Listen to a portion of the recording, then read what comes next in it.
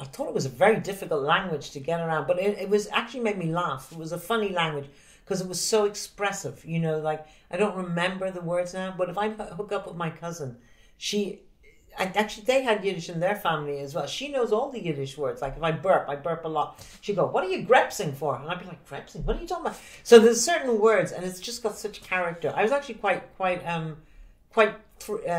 tickled by Yiddish, you know, because it felt like. You know, it really says what it needs to say.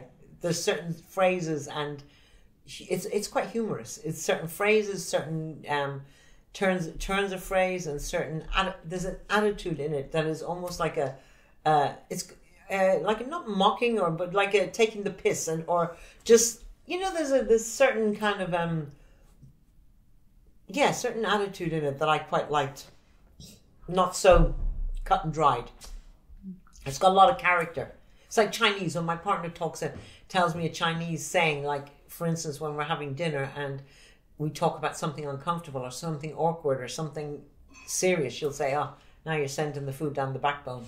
It's like, you know, there's these kind of sayings that in Yiddish that are so appropriate and so on point that you would never, you need 6 sentences in English to come up with the same thing. So I find it quite robust as a language. And because I like language and I like words, and I've always been writing and reading, and that's my thing is language, I did quite appreciate it when I was growing up. I just didn't know, didn't know how to speak it. And it was the language that was used when they didn't want us to know what they were talking about.